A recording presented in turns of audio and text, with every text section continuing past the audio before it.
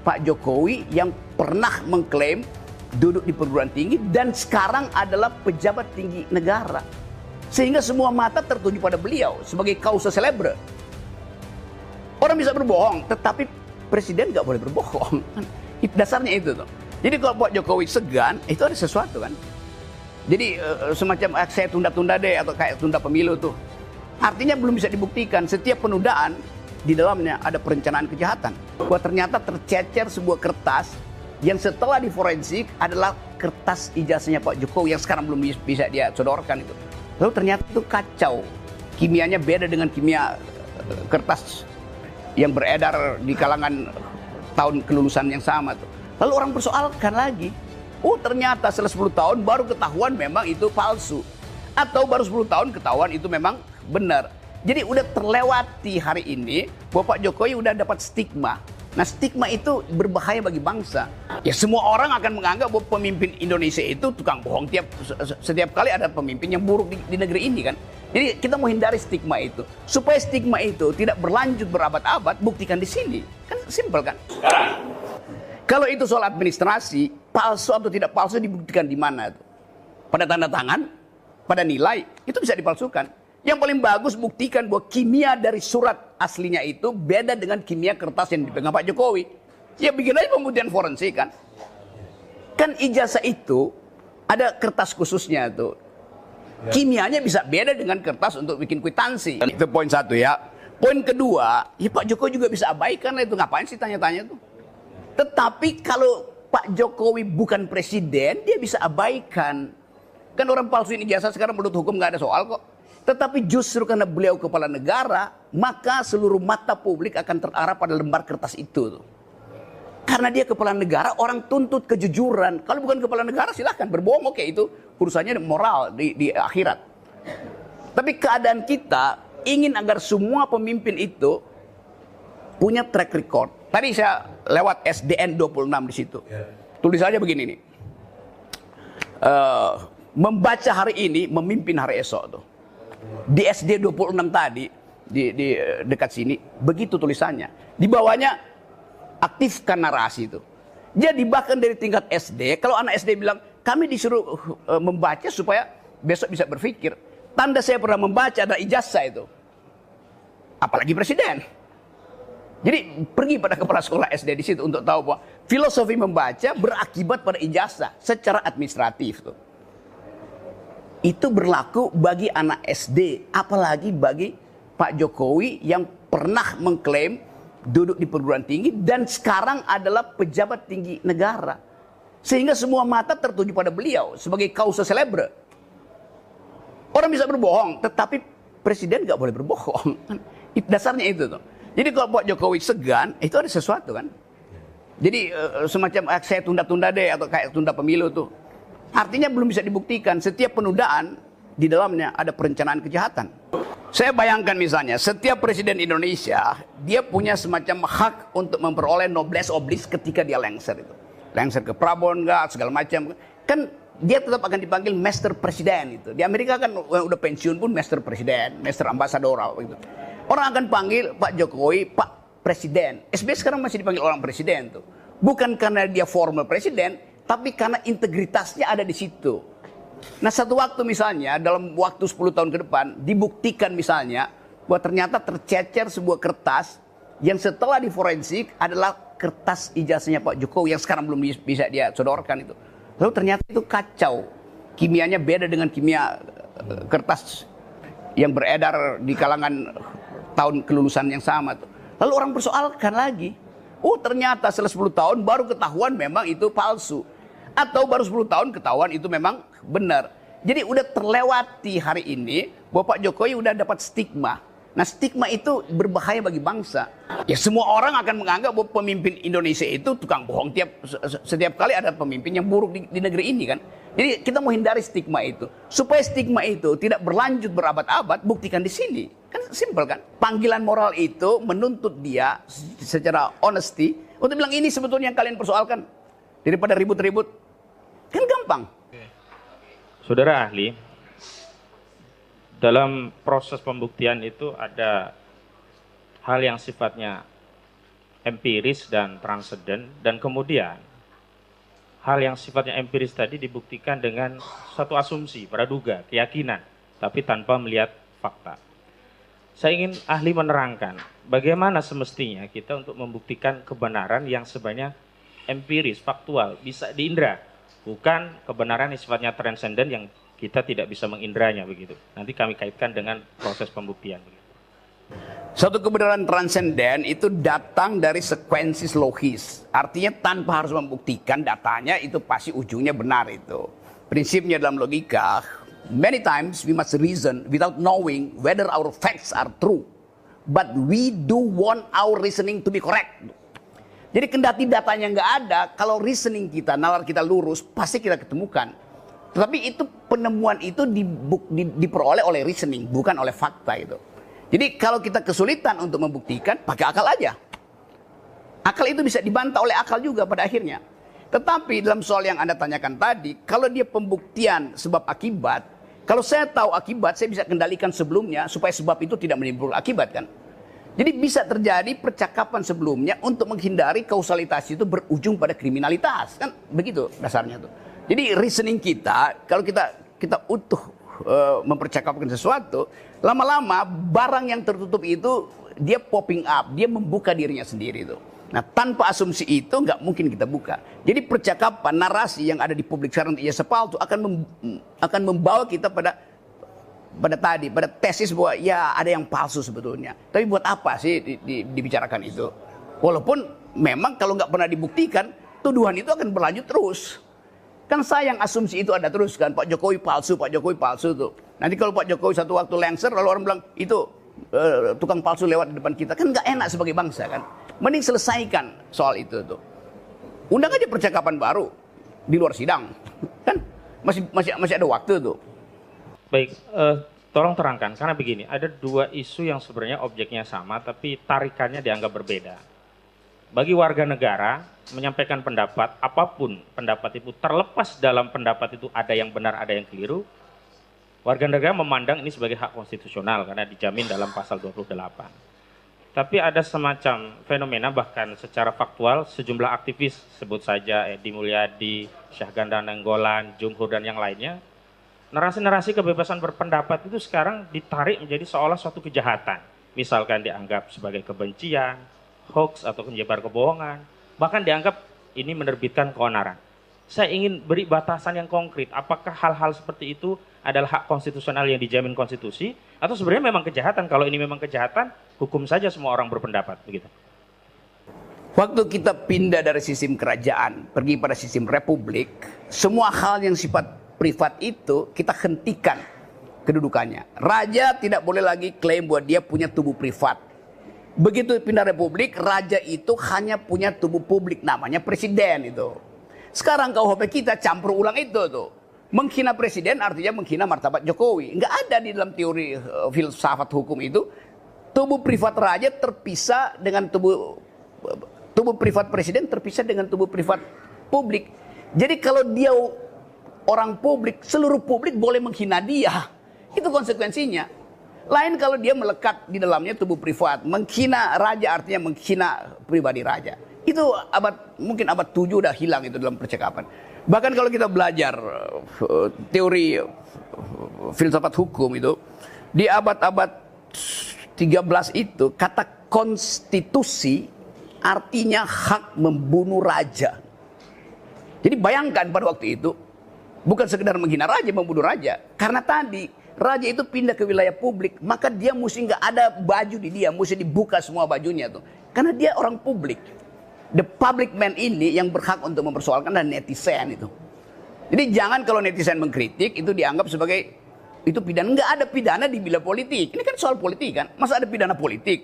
Lo politik itu berubah karena perubahan kekuasaan. Nanti ada balas dendam jadinya kan. Jadi saya mau pastikan bahwa hak berpendapat itu dimaksimalkan dan dijamin maksimal di ruang publik. Nah kalau seseorang di ruang publik dihina oleh publik, nggak boleh dikriminalkan. Dan itu kebebasan mutlaknya di situ. Anda boleh caci maki seseorang itu, marah bahkan, Anda boleh mulut Anda itu tiba di depan hidungnya, nggak ada soal. Yang penting jari telunjuk Anda tidak tiba di ujung hidungnya. Begitu Anda sendu, itu artinya Anda menghina otoritas tubuh privatnya, maka Anda kena pidana tuh. Nah karena itu Presiden siapa kemarin tuh Macron dilemparin telur busuk itu nggak biasa aja. George Bush dilemparin sepatu nggak ada delik di situ tuh. Siapa lagi tuh? Donald Trump dihina habis-habisan nggak kena delik. Kan itu konsekuensi jadi orang publik. Kan orang publik nggak boleh tutup-tutup kan? Dia mesti betul-betul ini res publika, ini urusan publik. Jadi nggak boleh ada teori penghinaan terhadap pejabat publik, itu ngaco. Yang bisa terhina itu tubuh privat kita, dignity kita. Pejabat publik nggak punya dignity. Presiden punya anak. Kapan presiden punya anak? Yang punya anak Pak Jokowi. Jadi kalau menghina anaknya presiden itu nggak masuk akal juga. Jadi nggak mungkin ada yang disebut ini istri presiden, ini anak presiden. Di dalam basa-basi diplomasi iya ini first lady itu. Tetapi secara hukum nggak mungkin presiden punya anak. Karena itu nggak mungkin juga anak presiden punya ayah, kan begitu. Baik, ini saya melihat ada fenomena. Dulu kita mengenal dasin ansih, aktualisasi itulah yang menyebabkan eksistensi. Ketika ada sekelompok masyarakat ingin mengaktualisasikan ide pemikiran dan eksistensinya itu dalam bentuk kritik, dan kemudian kritik tadi dibaca sebagai kebohongan, dibaca sebagai kebencian, dibaca sebagai tendensi kepada sara, suku, agama, ras, dan antar golongan. Maksudnya saya ingin kaitkan, misalkan dalam konteks pasal 14 ayat 1 dan 2 itu kan orang kemudian dianggap melakukan kejahatan karena dianggap menyebarkan kabar bohong yang menerbitkan keonaran. Terlepas ini juga debatable keonaran. Saya mau tanya, apakah kemudian ruang nalar kita itu tidak bisa eksis hanya karena belenggu bahwa segala hal yang berkaitan dengan aktualisasi ide pemikiran tadi akan menjadi kebohongan, akan menjadi sara, dan juga akan menjadi kebencian, sehingga kena pasal yang dalam pengamatan saya ini menjadi pasal langganan ya, 14, 15, 28, dan 156. Silahkan terangkan. Gini, banyak hal yang dalam waktu kemudian dievaluasi sebagai bukan kejahatan. Pada akhirnya begitu nanti itu. Jadi kita mesti antisipasi. Coba saya kasih ilustrasi ya. Yang paling klasik adalah membahas ide republik. Di dalam drama Shakespeare, Anda tahu ada lakon yang namanya Brutus, Julius Caesar. Di situ diterangkan Julius Caesar dibunuh oleh Brutus. Lalu kita caci maki Brutus bahwa Brutus membunuh Julius Caesar itu. Belakangan kita evaluasi kenapa Brutus membunuh Julius Caesar. Karena Julius Caesar mengatakan dia pemimpin republik, maka dia perlakukan orang secara setara. Keadilan dia tunjukkan. Brutus pegang janji Julius Caesar. Akhirnya Julius Caesar jadi seorang otoriter. Julius Caesar ini kaisar yang hidup kira-kira abad pertama atau abad pertama sebelum Kristus itu, 100 tahun sebelumnya. Julius Caesar mengkhianati ide republik, maka dia ditusuk oleh Brutus itu. Sekarang di dalam riset belakangan, Brutus dianggap sebagai seorang yang berhak membunuh Julius Caesar. Karena Julius Caesar berbohong terhadap ide republik. Jadi Shakespeare mungkin akan bikin lakon baru supaya Brutus nggak disebut-sebut sebagai orang yang berkhianat, kan? Yang berkhianat justru Julius Caesar. Karena itu istilah it is you Brutus, Anda ternyata ya. Oh memang, Brutus akan bilang, memang saya. Karena saya berniat untuk membunuhmu karena kau mengkhianati prinsip yang kita pegang bersama-sama. Brutus dan Caesar bikin perjanjian bahwa kita akan bikin republik ini baik. Caesar berkhianat, maka Pacta Sunt Servanda tidak berlaku lagi. Perjanjian itu tidak berlaku karena rebus sextantibus sudah berubah tuh. Hal-hal yang diperjanjikan sudah berubah tuh. Itu prinsip di dalam hukum, di dalam prinsip hukum pact must be served. Jadi ada hak etis untuk mempersoalkan peristiwa itu kriminal atau bukan tuh. Dibunuhnya Caesar itu menunjukkan bahwa Brutus dan gengnya itu ingin menegakkan kembali etika publik. Gampang bacanya. Itu kan parameter yang digunakan adalah logika yang kemudian mengoreksi satu pandangan sebelumnya. Nah, ini ada konteks yang berbeda. Kita memahami hukum kita sangat legisme gitu, positivis, sehingga ya hukum itu undang-undang. Dan kemudian ada pandangan yang menyatakan sepanjang secara legisme itu undang-undang masih ada, kebohongan itu dianggap kejahatan, ya masih berlakulah hari ini. terlepas undang-undang itu sudah lama sekali tidak pernah diterapkan. Saya ingin tegaskan demikian. Pasal 14, 15 Undang-Undang Nomor 1 Tahun 1946 ini tidak pernah ada ya, kasus di era-era sebelumnya. SBY pun tidak ada, Megawati tidak ada, bahkan zaman Orde Baru tidak ada. Kemudian ada entah ini penyelundupan atau aktualisasi penerapan yang seolah-olah segala hal yang terkait dengan pendapat itu menjadi satu kebohongan. Dan memang seksi dengan pasal kebohongan ini, ancamannya 10 tahun sehingga bisa menahan, walaupun sebenarnya bisa dengan pasal 27. Maksud saya, subjektivitas penegakan hukum yang bisa dikendalikan oleh kekuasaan ini kan berbahaya bagi rakyat. Nah, bagaimana cara kita untuk memberikan penjelasan kepada penegak hukum? Hal-hal yang demikian itu bisa berdampak kepada hak dasar rakyat, hak konstitusional rakyat yang bebas menyampaikan pendapat di muka umum. Oke, saya kasih ilustrasi dulu ya supaya kita ada real fact di situ. Kira-kira sebulan lalu saya naik gunung ke Surya Kencana, Gunung Gede, Gunung Pangrango. Rakyat di situ, kepala desa di situ datang ke saya bilang bahwa kami mau digusur karena akan ada penambangan panas bumi di situ di kawah Gunung Gede itu. Saya bilang, terus kalian ngapain? Kami ketakutan itu. Terus dia tanya pada saya, ini kepala desa lulusan SD. Begini Pak Rocky, kalau saya foto seseorang yang lagi mengukur tanah kami, kena ITE enggak kami? Anda bayangkan, rakyat di situ udah frustrasi. Jadi bagaimana hegemoni dari ITE itu masuk pada kepala desa yang sederhana, yang dia cuma ngurus kentang dan cabai sawit di situ, takut untuk motret. Saya tanya, kenapa Anda takut? Nanti saya dituduh menghalang-halangi pekerjaan. Dia sebut itu disosialisasikan sebagai proyek strategis Presiden Jokowi. Dipakai nama presiden di situ. Jadi menyebut proyek strategis Presiden Jokowi, rakyat ketakutan, bahkan untuk melaporkan. Jadi yang Anda terangkan tadi itu udah berlaku sampai tingkat bawah. Undang-undang ini jadi monster. Padahal tadinya undang-undang ini dibikin untuk menghalangi transaksi elektronik yang merugikan negara. Nah sekarang transaksi elektronik dalam bentuk korupsi nggak ada, pakai cash, nggak pakai lagi undang-undang ITE itu kan. Jadi ini undang-undang yang udah dipalsukan berkali-kali, justru dipakai sekarang untuk menghalangi orang yang kritis. Kan konyol di situ kan. Ini undang-undang dungu itu. Problemnya bahwa lagi-lagi karena asas legalitas ada semacam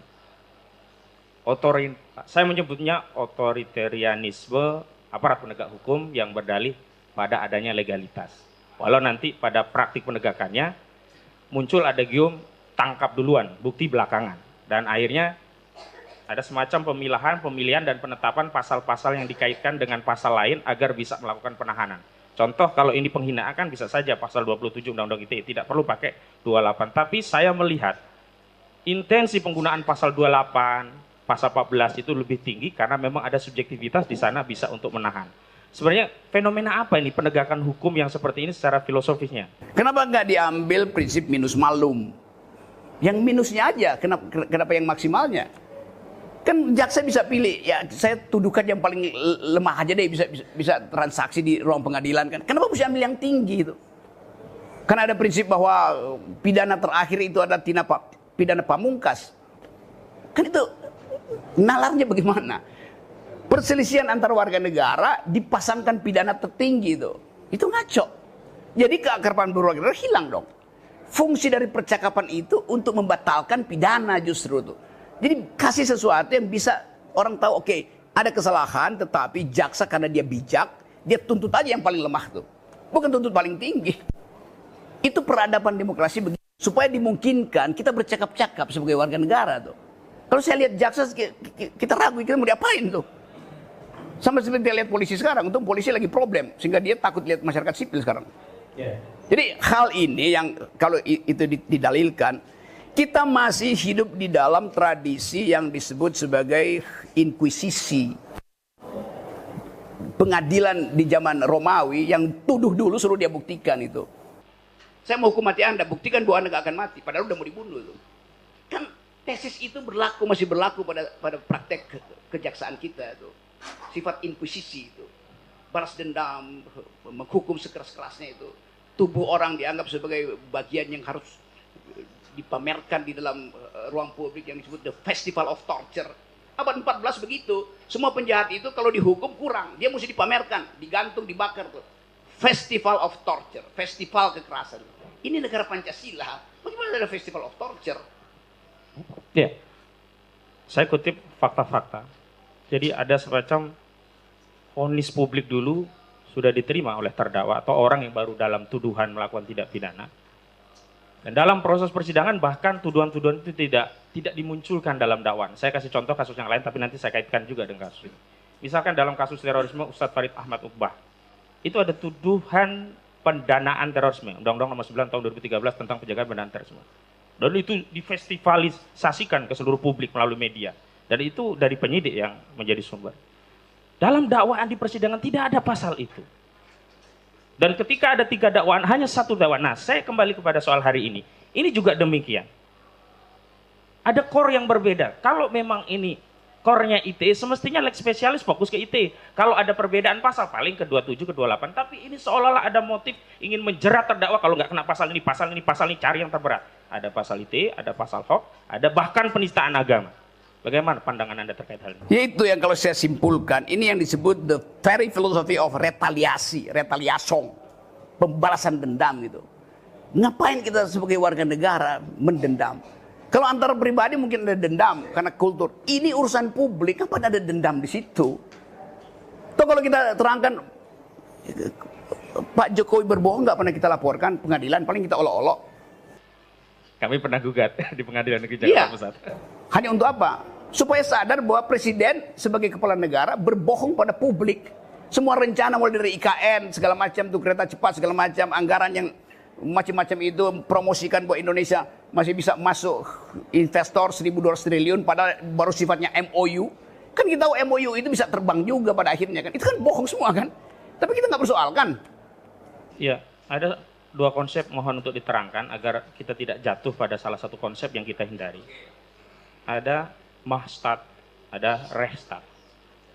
Dalam konteks rehstat tentunya aparat penegak hukum itu menjadi abdi negara, bukan abdi penguasa. Ketika jatuh negara itu menjadi mahstat, maka aparat penegak hukum bukan lagi menjadi abdi negara, tapi menjadi abdi penguasa. Apakah fenomena yang terjadi hari ini adalah suatu fenomena yang menunjukkan negara kita sudah jatuh kepada mahstat tadi? Udah berlangsung begitu. Bukti ada KUHP. Kalau dibilang apa isi KUHP sekarang, semuanya delik politik yang dihukum tuh. Itu udah mahstat namanya tuh.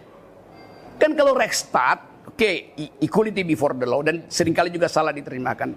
Equality before the law bukan kita rakyat sama di depan hukum, bukan. Kita rakyat yang tidak sama harus diperlakukan sama oleh hukum. Itu. Kan saya pasti nggak sama dengan Pak Jokowi statusnya. Tetapi hukum harus bisa saya akses secara sama. Jadi biarin aja ada keragaman status sosial orang itu pasti berbeda. Kenapa mesti disamain? Yang harus sama adalah hak saya untuk minta diakses oleh hukum. Atau sebaliknya hak saya untuk mengakses hukum. Di antara orang yang berbeda, aksesnya mesti sama. Itu namanya equality before the law. Yang sering salah dipahami di dalam mulai dari semester 1 mahasiswa kuliah filsafat itu. Dalam konteks equality before the law ini, harusnya kan antara jaksa dengan terdakwa punya kedudukan yang sama. Salah satunya adalah dakwaan tentang kabar yang tidak lengkap. Tentu dalam konteks mendakwa dengan kabar yang tidak lengkap, seorang aparat harus mendatangkan kabar lengkapnya. Sebagai informasi, kabar yang tidak lengkap itu adalah unggahan buku yang ditulis oleh Saudara Bambang Trimulyono, Jokowi Undercover 2. Di sana memuat bahwa Saudara Bambang Trimulyono meyakini ijazah SD, SMP, SMA, bahkan S1 Saudara Joko Widodo palsu. Tapi dalam dakwaan, ketika mendakwa Bambang Trimulyono dan Gus Nur itu sebagai orang yang mengedarkan kabar tidak lengkap atau berkelebihan, dalam dakwaan ini jaksa tidak pernah menghadirkan saksi-saksi yang berkaitan dengan S1, hanya SD, SMP, SMA. Apakah ini juga berkaitan dengan equality before the law tadi? Ini ada rakyat yang beda-beda, bahkan dengan jaksa yang beda, tapi semestinya kan harus sama di depan hukum. Gitu. Saya baca itu, bahkan buku pertama Saudara Bambang Tri, saya baca. Terima kasih. Pada waktu itu Pak Tito Kapolri bilang buku ini tidak ilmiah. Di depan TV One saya bilang, Pak Tito bukan rektor Universitas Indonesia. Dia bukan the community of the professor itu. Yang boleh bilang begitu adalah sidang akademis. Mengatakan itu tidak ilmiah, mestinya forum ilmiah, bukan forum Kapolri. Jadi dari awal buku itu saya anjurkan bawa ke UI, diuji di situ, bawa ke UGM, bawa ke Solo, diuji di situ. Supaya dinyatakan statusnya, referensinya kurang, datanya palsu, metodologinya kacau, tidak ilmiah. Tapi udah diputuskan oleh Pak Tito waktu itu, cek. Ya, saya pernah menontonnya juga. Tito bilang itu tidak ilmiah, jangan diedarkan. Dari mana ada kesimpulan bahwa itu tidak ilmiah tuh? Kalau begitu, bukunya Bung Karno, Penyambung Lidah Rakyat Indonesia juga tidak ilmiah. Karena nggak pernah diuji di akademis. Isinya retorika tuh. Kan itu soalnya tuh. Jadi semua buku itu kalau dibilang tidak ilmiah, itu hasil keputusan Senat Akademis. Bukan hasil keputusan penguasa. Beda. Jadi standar berpikir kita juga ngaco itu. Karena benci pada seseorang bilang itu tidak ilmiah. Padahal dia sendiri bukan petugas ilmiah tuh. Jadi hal semacam itu yang ingin saya ucapkan. Supaya semua buku itu harus disebut ilmiah sebelum dinyatakan tidak ilmiah tuh. Yang menyatakan itu siapa? Ya orang ilmuwan. Bukan pejabat, bukan jaksa, bukan polisi. Kan itu soalnya. Dalam hal ini ada satu buku yang saudara ahli juga sudah pernah membaca, bahkan ada 2 versi. Jokowi Undercover 1 itu berkaitan dengan riwayat hidup Joko Widodo. Jokowi Undercover 2 itu berkaitan dengan riwayat pendidikan yang hari ini membawa terdakwa Bambang Trimulyono sebagai terdakwa dalam kasus ini. Namun pada saat yang sama belum pernah diuji dalam forum akademis dan belum pernah ada tulisan pembanding yang melakukan kritik terhadap buku ini. Secara otoritatif dia sendiri dalam kebenaran dan tidak bisa diganggu karena tidak ada yang menguji, tidak ada juga buku yang mengkonter. Saya mau kaitkan dengan kebijakan era SBY. Mungkin saudara Ali masih ingat Jos Hadi Condor bikin buku namanya Gurita Cikeas. Dan itu secara elegan oleh Presiden SBY dibantah dengan buku dan itu juga tidak berimplikasi pada hukum. Praktik bernegara seperti apa sih yang terjadi hari ini? Ya itu namanya. Karena SBY datang dari kalangan akademis. Dia tahu dalil akademis dibantah oleh dalil akademis supaya dialektikanya muncul. Kan itu yang mestinya terjadi itu, yang nggak terjadi hari ini itu. Sehingga saya beberapa kali diminta untuk menentukan status akademis dari sebuah disertasi itu. Disertasi nih ya. Ini bukan PhD. Tetapi setiap disertasi ada logikanya itu. Lalu saya bilang, mudah. Saya baca itu, satu waktu ada disertasi di bidang ilmu fisika itu. Dari seorang rektor di Universitas Negeri di Sulawesi itu. Pada itu, ini bagaimana ya, kita duga dia palsu. Saya bilang, gampang, sini saya baca. Saya baca logikanya itu. Saya bilang, kok grammarnya keliru. Mestinya kalimat aktif, kenapa kalimat pasif gitu. Saya anggap bahwa ini dia nggak paham konteksnya. Saya bilang Google aja. Di Google terlihat bahwa itu kutipan dari sebuah tesis disertasi di Austin University Texas atau di mana itu, yang dia copy paste, dia terjemahkan dengan grammar yang kacau. Karena bahasa Inggrisnya buruk. Maka ketahuan bahwa ini salah, terbongkar akhirnya. Dia dinyatakan sebagai ini palsu. Tetapi karena dia profesor, dikelilingi oleh staf yang juga ingin naik jabatan, dilindungilah dia tuh. Padahal otaknya udah buruk. Mentalnya udah kacau. Kenapa dilindungi? Kayak itu soalnya kan. Dulu orang protes. Saudara Rocky Gerung bukan dokter kok periksa-periksa disertasi. Lo disertasi itu ada metodologinya. Saya ngajar metodologi. Nggak perlu jadi dokter untuk paham logika itu. Kan soal semacam. Jadi balik lagi pada soal tadi. Ya sebaiknya itu sebagai status akademis. Dibahas, dipertahankan, diejek, dipuji. Di forum akademis. Bukan di pengadilan itu. Satu lagi. Kebenaran secara logika itu kan satu pernyataan harusnya logis dan diantara saya mau sampaikan proposisi mungkin tidak ini ada orang agama tertentu saya sebut Islam dia mengamalkan ibadah tertentu dalam hal ini mubahalah dia meyakini mubahalah ajaran Islam dia mempraktikkan mubahalah lalu logis tidak kemudian dia dituduh menistakan agama yang dia yakini itu dalam konteks kasus Bambang Trimulyono ini ada salah satu pasal demikian. Coba saya hati-hati dulu ya, karena ini soal agama nih. Saya terangkan dulu sejarah. Sebulan lalu, seorang profesor sejarah, namanya Paul Johnson, orang Inggris. Ini profesor, dianggap profesor yang paling hebat lah di dunia. Dia meninggal dunia tuh. Salah satu kajian yang dia buat adalah, selama periode modern, satu hal yang nggak bisa dibatalkan adalah proposisi-proposisi agama. Nggak bisa dibatalkan. Ilmu pengetahuan berubah, dari Newton pindah ke Einstein, Einstein dikritik oleh Stephen Hawking. Teori filsafat berubah, paradigmnya berubah. Agama nggak bisa berubah itu. Karena ada yang disebut sifat esoterik dari agama itu. Bagian batin yang hanya bisa diakses oleh keyakinan. Ini profesor sejarah, waktu ditanya, Anda percaya Tuhan nggak? Saya nggak bisa jelasin dengan logika, tapi saya percaya. Nah itu nggak mungkin diadili. Karena Anda nggak bisa adili seorang berbohong dalam doanya tuh. Jadi kalau dia katakan bahwa kesungguhan hati dia ingin membuktikan itu di dalam doa, dalam sumpah itu. Dia nggak usah dibuktikan itu. Kan itu bagian yang paling intim, bagian core de la core, creme de la creme, the core self dari homo religiositas adalah itu. Kalau meminjam istilah Pak Andul, core of the core begitu ya? Ya, core of the core, itu terjemahan dari bahasa Perancis, creme de la creme. Baik, terima kasih Ali. Selanjutnya saya berikan kesempatan ke rekan saya. Terima kasih, Yang Mulia, izin ke rekan sebelah kanan. Oke, silakan dilanjutkan. Terima kasih Yang Mulia. Saya lanjutkan, saksi ahli. Dalam persidangan yang sudah dilewati yang panjang, monggo untuk minum dulu. Dalam persidangan yang panjang sampai pada hari ini, jadi kita di persidangan ini kan masih memperdebatkan tentang permasalahan kebohongan. Dari bohong, beberapa ahli kemarin menyatakan bahwa bohong itu harus dibuktikan dengan kebenarannya. Jadi kalau menurut ahli, bagaimana dengan filsafat dari pembuktian kebohongan? Saya cari akal dulu ya supaya ada konsep saya uraikan di situ. Gini.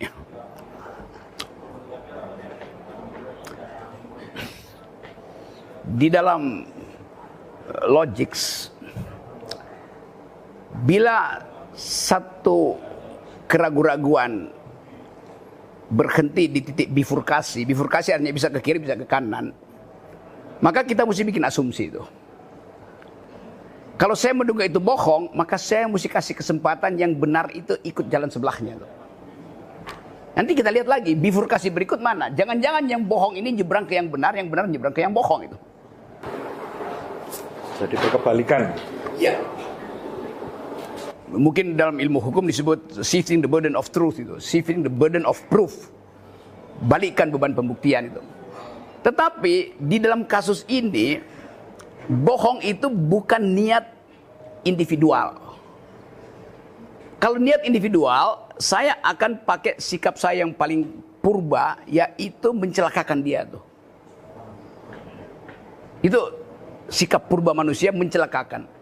Tapi bohong di wilayah publik justru untuk menyelamatkan publiknya. Kalau misalnya, pernah saya bilang bahwa Presiden Jokowi tidak paham Pancasila, lalu saya dilaporkan ke polisi, dipanggil polisi saya. Saya bilang, ya memang iya, tidak paham Pancasila. Anda menghina? Enggak. Saya itu deskripsi saya tentang pengetahuan saya tentang Pak Jokowi yang memimpin selama 7 tahun dan tidak menghasilkan distribusi keadilan, yang ada akumulasi. Kalau sekarang saya bisa tambahkan faktanya. Pak Jokowi tidak bisa memimpin secara etika sehingga aparatnya itu suka-sukanya ngerampok APBN kan. Artinya Pak Jokowi tidak paham tentang keadilan sosial bagi seluruh rakyat Indonesia itu. Orangnya protes. Kan Pak Jokowi setiap hari ada upacara bendera baca Pancasila. Dia baca, dia hafal, tapi dia tidak paham itu. Konsekuensi dari paham adalah polisinya terlihat betul-betul sosialistis. Sila kelima itu sosialistis. Welfare, justice, bukan kapitalistis. Yang akumulasi kan. Jadi kalau saya bilang Pak Jokowi nggak paham Pancasila, saya terangkan argumennya itu. Kalau saya bilang Pak Jokowi paham Pancasila, saya terangkan juga argumennya. Jadi paham dan tidak paham itu bukan ini lebih buruk dari itu. Itu keadaan real tentang pengetahuan seseorang. Kan begitu aja tuh. Cuma orang anggap kalau Pak Jokowi nggak paham Pancasila, saya dihukum.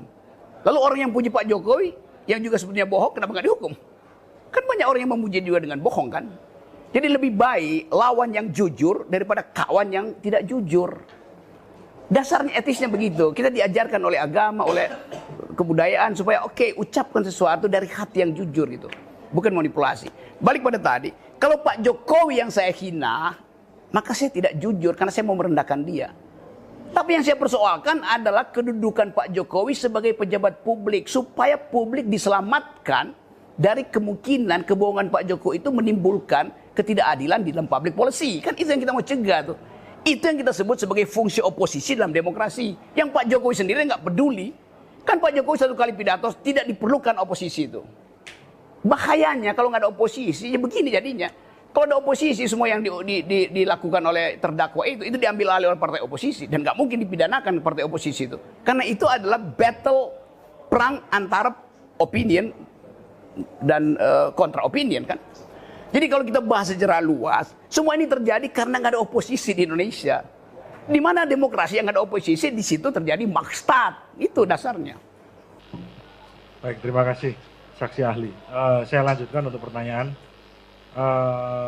Sepengetahuan kami, sepengetahuan saya pribadi secara pribadi bahwa saksi ahli kan juga sering muncul dalam media-media, bahkan untuk mengkritisi berbagai hal yang menurut dalam sebagian orang mungkin itu ketidakadilan dan lain sebagainya. Tetapi yang mana kita ketahui bahwa di dalam media sosial, sistem media sosial di situ kan ada berbagai macam ungkapan. Jadi suatu respon. Ada respon seperti like, dislike, terus ada yang share, ada yang karena mungkin itu bermanfaat, terus teman-temannya pengen juga itu di-share. Ini ada berita menarik dari sebuah video mungkin yang tadi yang dikatakan saksi ahli bahwa itu dari oposisi seperti itu. Ini bagus ini mengungkap kebenaran. Terus di situ ada komentar-komentar, ada yang pro, ada yang kontra dan lain sebagainya. Apakah di situ bagaimana kalau menurut ahli? Apakah hal-hal tersebut kalau diksinya adalah kata-kata keonaran, dan kalau kita dalam persidangan hari ini yang keonaran ini kan yang sedang kita kejar, apakah itu betul-betul menimbulkan efek yang negatif pada masyarakat? Kalau menurut ahli secara filsafat bagaimana? Saya terangkan dulu pengalaman saya. Dulu saya punya Twitter, Pak Hakim. Twitter saya itu followernya 2,5 juta. Setiap hari saya kasih kritik aja situ. 2,5 juta follower. 3 hari sebelum Presiden Jokowi dilantik untuk kedua kalinya, Twitter saya dirampok, dihancurin. Yang bikin keonaran saya apa mereka? Yang merampok itu bikin keonaran. Twitter saya itu dalil akademis. Setiap hari saya kasih kritik dengan dalil akademis. Quotation-nya filosofis itu. Kok dirampok? Karena saya dicitrakan sebagai anti Presiden Jokowi. Ya apa yang salah kalau anti Presiden Jokowi? Jadi kacau sosial media. Sampai sekarang saya nggak punya sosial media lagi. Saya nggak punya Facebook, saya nggak punya Twitter, nggak punya Instagram segala macam. Yang ada pakai nama saya. Banyak itu. Bahkan Instagram yang pengikutnya mungkin 1 juta orang itu pakai nama saya, dia pakai untuk dagang obat kuat. Ya saya diamin aja, mau diapain, coba nggak ada hukumnya juga kan. Jadi bayangkan misalnya sosial media yang isinya obat kuat tiba-tiba masuk beginian tuh, ya dia mainkan juga sebagai isu aja kan. Nggak mungkin kita tahu bahwa di sosial media itu ada semacam keonaran. Mereka ngakak-ngakak aja tuh. Wah Jokowi diajak lo, oh itu si Egy itu matanya belok karena pakai kacamata hitam terus. Biasa aja kan. Olok-olok di sosial media itu nggak real, nama juga sosial media. Bahkan itu bisa isinya hologram di situ tuh. Improvisasi itu. Jadi ngapain tersinggung dengan sosial media? Konsekuensi dari sosial media adalah kita mesti tahan mental, psikologi dan nalar itu aja kan. Balas saja di situ kan. Ngapain bawa sosial media ke ranah hukum itu? Kecuali sosial media itu memang dipakai untuk beli preparat untuk riset tentang kemungkinan racun dimasukkan ke macam-macam. Kalau itu dipakai buat kejahatan, Orang golok-golok di sosial media itu bukan kejahatan, itu kegembiraan. Karena nggak ada kepastian pemilu, mending main-main aja di sosial media. Juga itu termasuk saksi ahli. Jadi seperti tadi yang disampaikan bahwa yang pengen kita dengar di sini dari saksi ahli adalah contoh dalam, apakah contoh-contohnya seperti keonaran seperti yang tadi kan disampaikan bahwa komentar dan lain sebagainya itu adalah kegembiraan, luapan ekspresi kan seperti itu. Tapi kalau seandainya kalau kita bukan kita balik ya, tapi kan ini kenyataan. Kalau seandainya ada permasalahan yang mengungkap mungkin yang saat ini terjadi, bahwa siapa yang memunculkan keonaran? Apakah dalam kasus ini apakah Pak Bambang Tri sebagai pembuat buku atau beliau yang dituduhkan ijazahnya palsu? Saya belum pernah dengar reaksi Pak Jokowi yang bisa kita sebut Pak Jokowi membuat ini jadi onar itu. Beliau kan biasa aja tuh. Tetapi secara batinnya saya bisa baca Pak Jokowi terpapar oleh tekanan publik. Karena itu gimmicknya kelihatan, ngumpulin rekan-rekan sesama alumni segala macam itu. Kan itu semacam kecemasan individual tuh orang itu titik di mana batas antara kemarahan dan berupaya untuk menenangkan diri ada di situ, di age-nya ada di situ. Total anxiety kalau bahasa psikologinya itu. Nah, kecemasan itu justru diulas oleh netizen. Ngumpulin alumni nih ya, jarang-jarang loh Pak Jokowi. Itu kemudian efek backfire-nya itu dimakan lagi oleh talk show, diundang lagi talk show itu. Dibahas lagi di situ tuh, disebutin lagi namanya Bambang Tri, disebut lagi namanya Gus Dur, makin rame kan. Jadi hal yang sebetulnya simple sebagai permainan hermeneutics, usaha untuk saling menafsir aja tuh. Itu bukan keonaran. Talk show masa keonaran dihasilkan lewat talk show? Kalau begitu karena Ilyas yang mesti ditangkap itu kan. Jadi itu sebetulnya kegembiraan yang diakibatkan oleh kecemasan sosial yang luar biasa tuh, yang mungkin Anda bisa panggil dasarnya psikologi untuk nerangin bagaimana memindahkan antara kecemasan individual sebagai Pak Jokowi, dia berubah menjadi kecemasan sosial karena ditonton oleh yang sosial, lalu berubah menjadi delik. Sekarang itu kan absurd kan? Ya, pertanyaan saya yang terakhir tentang yang tadi sudah disampaikan dari saksi ahli bahwa equality before the law. Jadi yang saya maksudkan di sini adalah keadilan. Bagaimana keadilan dari sudut pandang filsafat yang tadi disampaikan bahwa dari sejarah dan lain sebagainya, bahwa dalam filsafat pun juga membahas keadilan. Dan yang terjadi di ruang persidangan kali ini adalah ada sebuah peristiwa yang mana di situ adalah menurut penelitian seorang Bambang Tri secara pribadi itu menunjukkan buku yang hasilnya seperti itu, dan kemudian diundang oleh Gus Nur sebagai seorang YouTuber di situ, seorang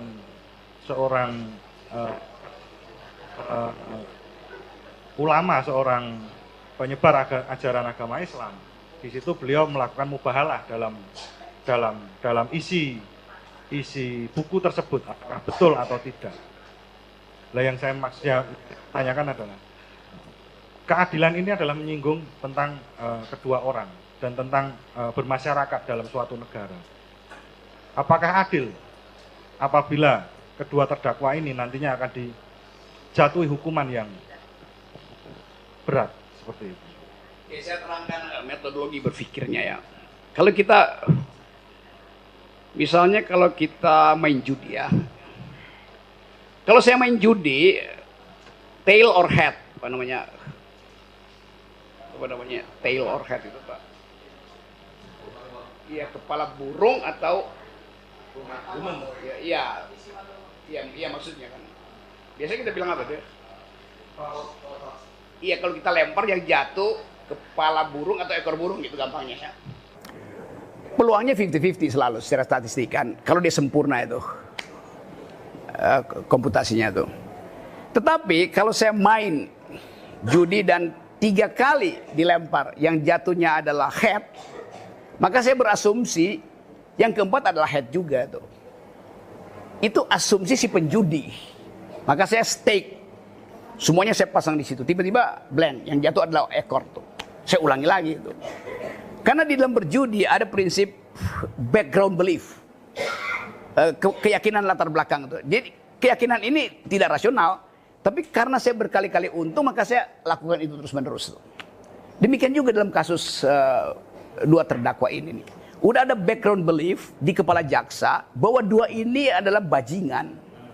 Dua ini adalah kadron tuh. Jadi background beliefnya udah ada di situ. Sehingga terjadilah semacam penyiksaan ide. Walaupun ada ide lain tapi enggak, mereka itu lakukan itu karena dia kadron, karena dia oposisi tuh. Itu buruknya tuh. Padahal sebetulnya tadi kita bicara, biarin aja dia sebagai kadron, sebagai oposisi, ucapkan versi dia tentang Jokowi, supaya versi Jokowi nggak dimonopoli oleh cebong kan, boleh aja kan. Jadi duel argumen itu diperlukan sebetulnya tuh. Nah kasus-kasus macam ini saya tahu bahwa di era coba kalau kasus ini kita bicarakan misalnya, sebut aja 2 bulan sebelum atau 20 hari sebelum pemilu. Ketika endorsement power Pak Jokowi udah habis itu, ini nggak bakal disidang. Kan pada waktu itu seolah-olah ada asumsi bahwa endorsement power Pak Jokowi masih kuat. Berapa persen waktu itu? 60-70. Sekarang tinggal 14%. Gak ada gunanya gitu. Satu waktu berbalik, orang persoalkan lagi, buka lagi itu. Jadi itu yang saya maksud. Ada semacam kesepakatan intelektual, kesepakatan Pancasilais, supaya ini diselesaikan tanpa harus ada hukuman itu. Gampang aja kan. Jadi bagaimana caranya? Ya biarin aja. Sama seperti kasus buku Pak Jokowi yang disebut sebagai revolusi mental itu apa namanya? Nawacita. Satu waktu dipersoalkan nanti mana yang dilakukan oleh Pak Jokowi dari nawacita itu, dari asumsi sampai praktek. Nggak ada basisnya nawacita itu. Saya baca semua itu. Itu apa kita mau gugat? Ini buku palsu. Kan sama statusnya. Oh isinya ngaco kok, nawacita itu nggak sesuai dengan yang dijalankan dengan Jokowi. Kalau begitu kita tanya, Jokowi buku kampanye nawacita atau cita nawa? Yang mana coba? Jadi itu intinya, kalau sesuatu yang didalilkan secara akademis, justru dikerubuti secara yuridis, bahaya di situ tuh. Terima kasih. Ya, mengingat durasi. Mengingat durasi, saya hanya cukup 2 pertanyaan saja. Karena saudara saksi ini merupakan juga public figure, di mana ini juga disampaikan begitu ditayangkan banyak channel ya. Ini tadi saya menyimak di depan. Jangan sampai nanti masyarakat terjebak masuk bui karena statement tadi. Maki-maki bukan hate speech ya. Saya ingin satu contoh konkretnya. Apakah misalkan saya mengatakan pada seseorang, kamu bajingan, kamu lonte, kamu penipu. Apakah itu yang dimaksud ataukah dalam bentuk lain? Satu itu sekaligus saja ya. Tadi disampaikan juga di sini terjadinya seperti ini karena ada sebuah dendam. Ya. Yang ingin saya pertanyakan, ini yang dendam siapa? Dendamnya kepada siapa? Sudah cukup. Terima kasih. Itu soal bangsat, anjing, lonte, segala macam itu di era saya itu biasa betul. Anjing, bagi rokok lu tuh hal biasa. Di dalam era saya itu tuh sangat merdeka kita saling ledek begituan tuh. Udah berapa tahun lu jadi monyet? Biasa aja dia akan jawab. Itu sejak lu jadi anjing. Jadi ada komunitas pengguna bahasa di mana bahasa itu justru memerdekakan pikiran itu. Itu namanya itu. Karena manusia adalah language using animal. Pengguna bahasa di dalam satu komunitas tuh. Artinya ini hanya bisa dipakai dalam satu komunitas. Ya memang. Jadi kalau saya ini kan baru berjumpa dengan Bang Rocky, saya sangat senang sekali ya. Terus tiba-tiba saya, Bang Rocky menurut lo itu lonte, kalau ngomong seenaknya gitu, itu bagaimana? Yang ada soal karena saya anggap Anda datang dari era saya tuh, walaupun saya nggak kenal. Saya langsung bilang, ini anak tahun 80-an nih. Gampang aja. Nggak akan tersinggung saya. Kalau anaknya yang lebih muda bilang begitu, saya bilang, Anda mau ikut. Cukup. Yang dilanjut tadi, yang dendam itu tadi. Dendam, siapa yang dendam, kepada siapa dendam? Bisa dijawab Saya nggak? Tadi kan disampaikan. Ya pasti dendam. Bukan, justru ini timbul karena sebuah dendam. Itu yang saya terangkan tadi, ada background belief, ada semacam underlying assumption di kepala jaksa bahwa dua bajingan ini itu adalah hidupnya menghina Jokowi terus menerus. Itu underlying assumption yang biasa aja, boleh aja orang kan sebagai presiden kan dia mesti tahu bahwa penghinanya juga banyak itu. Berarti di sini yang dimaksudkan yang dendam adalah presiden. Presiden nggak dendam, jaksa yang dendam. Cukup, saya rasa cukup nggih. Nggih. Nggih. Baik, saya Pak Hakim. Nggih. Pertanyaan Saya sebut jaksa, bukan orangnya ya, tapi sistem penuntutan kita itu penuh dendam, sistem penuntutan itu. sebelum dilanjutkan tolong penonton tertib bisa duduk nggak ya supaya yang belakang bisa melihat sama-sama melihat, jangan berdiri gitu ya, nggak tertib ya sidang. Karena saya punya kewajiban untuk tata tertib persidangannya harus ditegakkan di persidangan ini. Bisa jadi ini bukan tontonan ya, ini sidang. Jadi coba seperti di sidang Sambu dan sebagainya, penonton kan tertib duduk rapi gitu ya, tidak anu ya. Silakan dilanjutkan. Ini karena ahli memberikan pendapat, jadi Anda tidak usah memberikan pendapat tapi pertanyaan. Iya, saya bertanya. Ya. Baik. Saudara ahli Bang Rocky Gerung, alhamdulillah akhirnya saya bisa bertatap muka langsung. Bang Rocky, kalau boleh saya tahu tiket pesawat pulangnya jam berapa? Saya biar bisa minit waktu. Jam berapa, Mas? Jam 4. 16. Ya, jam 4 saya harus balik. Berarti jam 3, setengah 3 sudah harus meninggalkan pengadilan ya. Baik. Saya bertanya, sebelum saya bertanya saya ingin menyampaikan statement dulu. Saya tidak marah dan tidak dendam kepada jaksa. Walaupun di dalam alam bawah sadarnya jaksa itu Gus Nur harus salah, pasti salah, wajib salah. Nah, tapi nggak apa-apa, saya akan selalu mendoakan mudah-mudahan jaksa penuntut umum sakinah mawaddah rumah tangganya, berkah rezekinya, husnul khotimah insyaallah. Baik, Bang Rocky, saya mau bertanya. Saya waktu itu dipanggil oleh, ini untuk penyidik, barangkali penyidiknya nonton dan pasti nonton ya, Pak Toto Budi sama teman-temannya itu. Di Mabes ya, saya dipanggil sebagai saksi. Oke, saya datang, saya di BAP sebagai saksi. Dengan bahasa yang ramah, santun, macam-macam lah. Kurang lebih 4 jam, 5 jam. Setelah selesai di BAP sebagai saksi, penyidiknya keluar, datang lagi bawa laptop yang sama, disidik menjadi tersangka, naik status menjadi tersangka, bahkan langsung ditahan hari itu juga. Oke. Jadi Bang Rocky, saya protes, kenapa saya ditahan? Kan belum terbukti itu. Saya sudah mengadakan gelar perkara dengan MUI, dengan semua pihak. Anda memang menista agama. Nah, problemnya sampai sekarang kuasa hukum sudah berusaha datang ke MUI, nyari siapa MUI-nya, orangnya mana yang mengatakan sudah gelar perkara sama penyidik. Bahkan kemarin kita ngajukan panggilan untuk MUI supaya hadir di sini sebagai ahli agama, nggak ada respon apa-apa.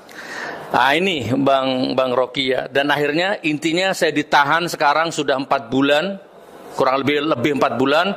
Dari Bareskrim dipindah ke Polda Jateng, dipindah ke sekarang Makobrimob dengan berbagai macam dinamika deritanya saya terima. Menurut Bang Rocky gimana? Ini kezoliman atau ini penindasan atau bagaimana? Dan ini sidang ini digelar bagaimana? Apa saya ini berhak bebas atau berhak dituntut memang, atau memang saya ini sudah memang bajingan, memang sampah atau bagaimana. Dan saya mengajukan penangguhan penahanan pun sampai sekarang tidak pernah dikabulkan. Akhirnya saya tidak lagi mengajukan. Padahal prinsip alasannya, istri saya opname, bahkan anak saya yang pertama melahirkan, jadi saya punya cucu. Dua momentum itu yang paling berharga dalam hidup saya. Saya mengajukan penangguhan penahanan selalu ditolak. Mohon dijabarkan Bang Rocky. Terima kasih.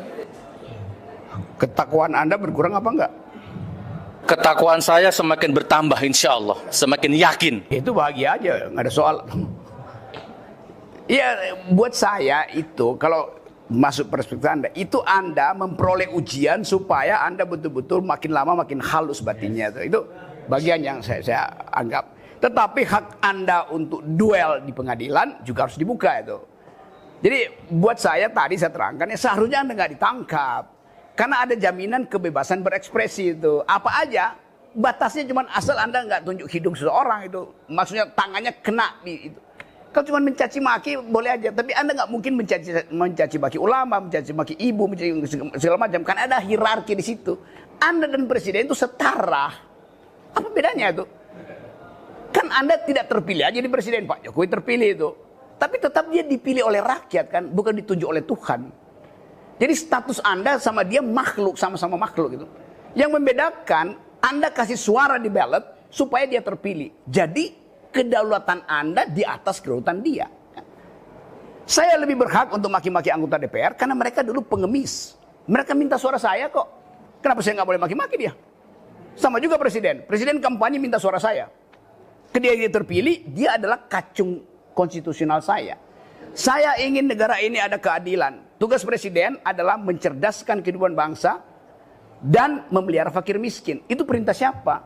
Ya perintah saya melalui konstitusi itu. Jadi kalau dia nggak lakukan, saya maki-maki dia. Saya nggak maki-maki Pak Jokowi, saya nggak maki-maki Pak Tito atau Pak Kapolri. Yang saya maki-maki adalah pemimpin tertinggi negara tuh. Yang namanya kebetulan Jokowi, siapapun namanya tetap saya maki-maki kan. Jadi enggak, karena itu sebetulnya presiden itu. Enggak usah pakai nama misalnya supaya lebih netral kan. Jadi kebijakan dia itu berbahaya bagi negeri. Maka saya kritik, dianggap saya maki-maki itu. Lain dong. Kan saya kasih metodologi. Presiden bilang misalnya, saya bilang Presiden Jokowi ini logikanya nih cacat, nggak bisa mikir. Dia bilang begini, 2 minggu lalu. Saya setiap kali terganggu dengan kemacetan. Begitu banyak motor, begitu banyak mobil. Hebat. Oleh karena itu, saya izinkan subsidi pada pembeli mobil listrik itu dinaikkan. Oleh karena itu, motor kita subsidi. Supaya lebih banyak orang beli motor. Supaya lebih banyak kemacetan. Apa nggak ngaco logikanya? Cacat logis. Dia mau supaya nggak ada kemacetan, tapi dia sponsori orang untuk beli mobil murah. Kenapa nggak cacat? Siapa mau bantah logika itu coba? Memang. Apakah Jokowi yang nggak bisa mikir? Sebagai presiden kebijakannya itu dungu, bukan dia yang dungu. Kebijakannya dungu. Memang dungu. Baik Bang. Jadi yang saya tanyakan tadi Bang, secara filsafat hukum, ini benar atau salah saya ditangkap ini Bang? Gitu loh intinya. Saya terangkan dari awal, Anda berdua adalah warga negara. Kedaulatan warga negara itu di atas kedaulatan presiden. Kenapa? Presiden itu hanya berdaulat selama 5 tahun. Anda berdaulat seumur hidup. Baik, terima kasih Bang. Saya rasa cukup. Dari pertanyaan lagi. Iya, Pak Hakim.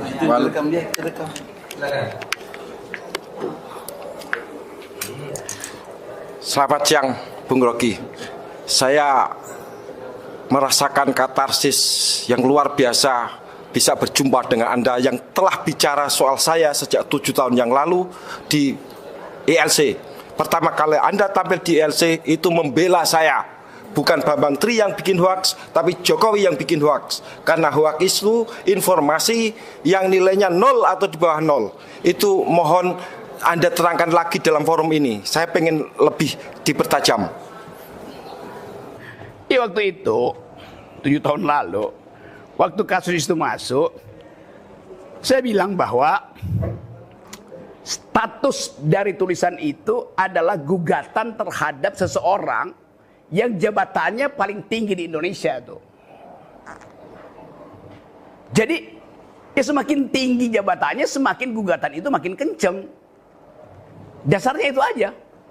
Oleh karena itu saya bilang di ILC, pembuat hoax terbaik itu bukannya Saudara Bambang, pembuat hoax terbaik adalah kekuasaan, adalah negara. Pemerintah adalah pembuat hoax terbaik. Kenapa? Untuk bikin hoax dia mesti kendalikan opini publik. Untuk bikin hoax dia mesti punya statistik. Untuk bikin hoax dia mesti punya narasi itu. Untuk bikin hoax dia punya humas, dia mesti punya pegang media. Siapa yang pegang itu semua? Ya Pak Jokowi. Jadi setiap hari Pak Jokowi bisa bikin hoax. Karena dia punya semua peralatan untuk bikin hoax. Soal dia bikin apa enggak, itu soal moral dia. Tetapi potensial untuk bikin hoax itu adalah kekuasaan. Gitu tesisnya tuh. Kedua, supaya kita bisa bertanya jawab secara ilmiah, saya merujuk ke sebuah buku yang pernah Anda komentari, pernah Anda baca, dan itu buku yang bagus.